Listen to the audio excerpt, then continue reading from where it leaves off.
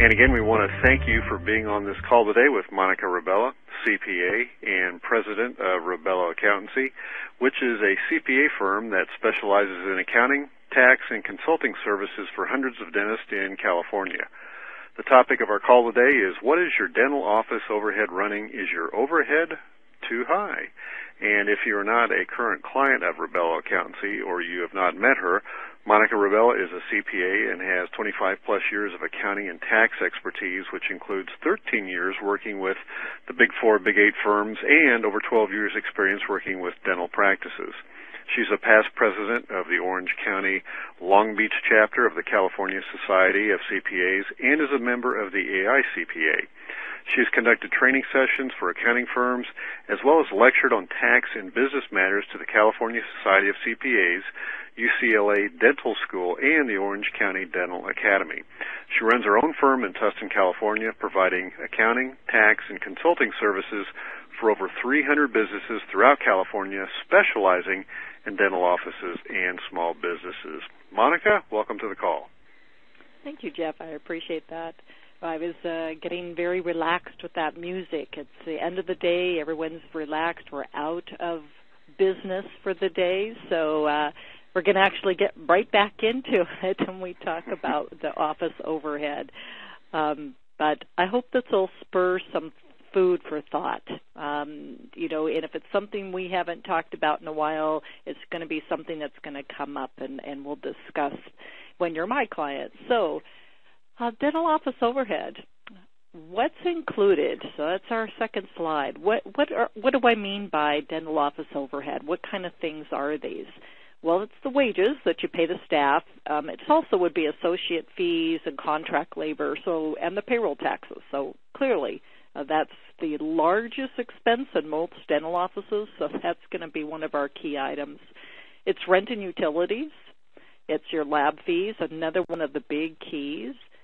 Dental supplies, office expense, advertising, and other. Now, when I look at my client's chart of accounts, when I see, there's computer expense, there's automobile, there's insurance, there's meals and entertainment, there's promotion, there's, donations or gifts, there's lots of little other things, but I'm going to focus on what are the top things, because really, when you're looking at your financial statements, and I hope you are, these are meant to be a tool for running your business so that you keep more money in your pocket. We want you to focus on the keys. So our next slide is, what are the top 5 categories? These are the ones that are most important to keep your eye on for your dental office. These are the ones you can control to a certain degree. Most of them you can control. And this is where they get out of control and therefore zap money from you. So employee salaries and payroll taxes. The range is 21 to 28% of gross income. So it's of your collections. That 21 to 28% is the range of where your salaries and payroll taxes should be. If you are less than that, I would be shocked. I've seen 1 in 12 years it's less than that. What I'm mostly concerned about is that people are exceeding the 28. In fact, they're going into the 30%. And at that point, typically what I have on a conversation to start with is, I think you have too many heads running around the office, and we need to chat about it a bit. So that's definitely one area to keep your eye on. So rent and utilities, if you've got a long-term rent and a lease, it is what it is. And it's running between 5 and 12%, and you're saying, my gosh, that's a long range. It is quite a range, and it really has to do with geography. It has to do with how long you've been there, who your landlord is, so it is quite a range. But once you've got a 10-year with a 5 or a 5 with a 5, you're kind of set, and you're not going to move because it's really expensive. But I will tell you, I've had some doctors, as they start slowing down and that rent keeps increasing, that it doesn't make sense. And that's when we have conversations about renegotiating if possible, or is it time to either bring an associate on or time to get out. So rent does have a factor in this. Your lab fees, 6 to 8%, okay? And again, you want to watch this.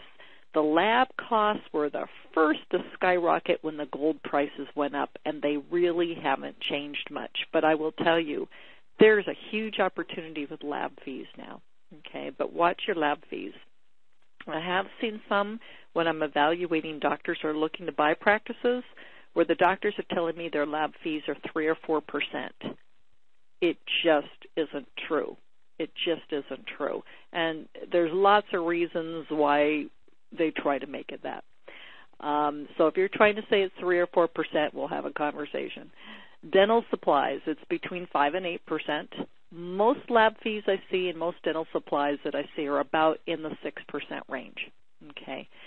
But I'll tell you also there's opportunities with dental supplies, and we'll talk about that. And office expense, I've seen it as low as 1% and as high as 4%. And some, I've seen it over 4%. But that's when I start looking at these things and I get nervous, and I'll pick up the phone. So I want to let you know these are the top categories. These are the ones really you can do something about. The other things I didn't get so worried about because some of them are small, and other things are there's other reasons why we have some of those, and they are controllable as well, but we kind of know what those are. So let's move on to what's the target overall overhead. So we talked about what's included in overhead. We talked about the top categories to keep your eyes on. But what is the target? What are we trying to really get at? And so you can compare yourself. So with a GP practice, a general practice, a target best practices overhead is between 55 and 60%.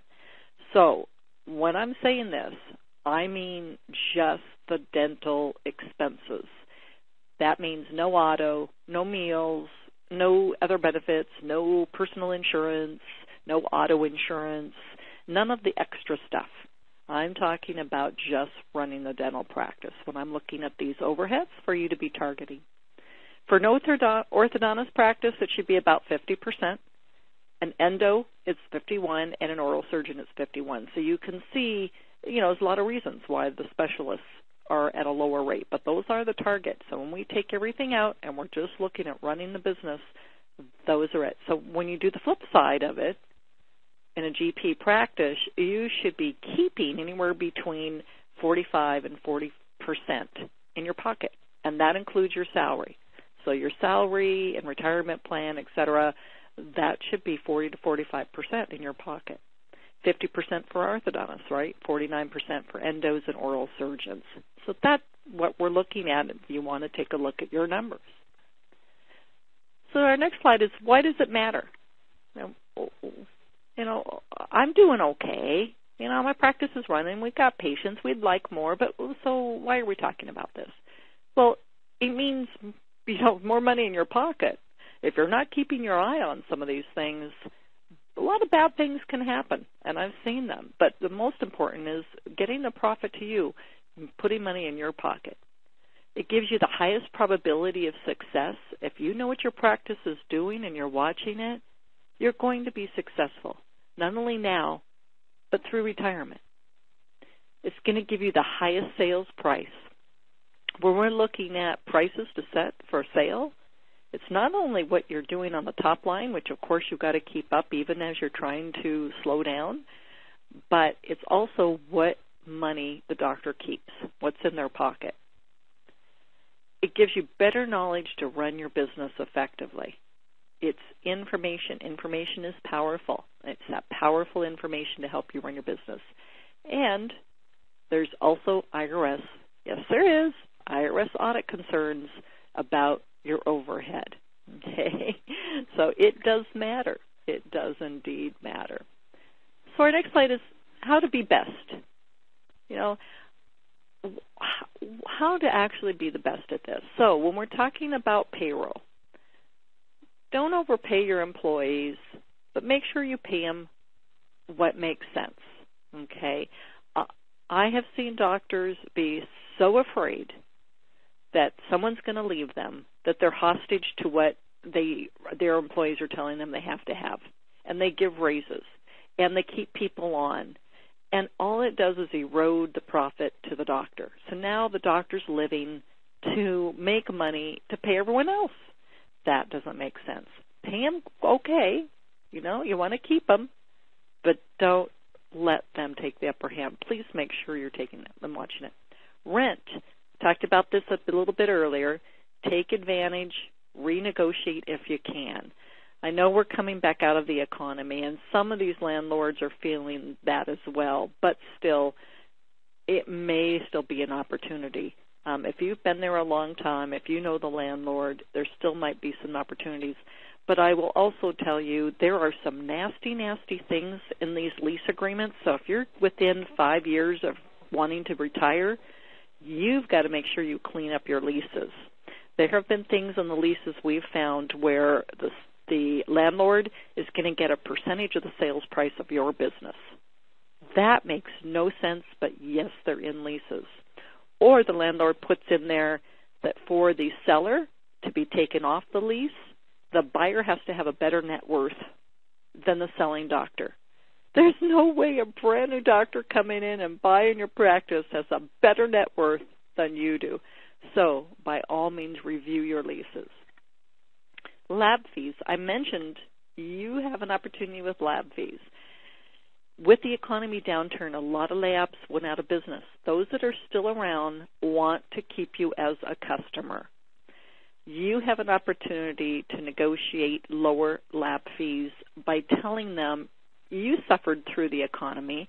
The lab fees went up for gold, but you haven't gone up commensurate of it, and you want to stay with them, but they need to give you an idea of what the absolute best prices they can provide to you. And don't be afraid to ask. They're a business. If they want to keep you, they're going to listen to you. So don't be afraid to ask.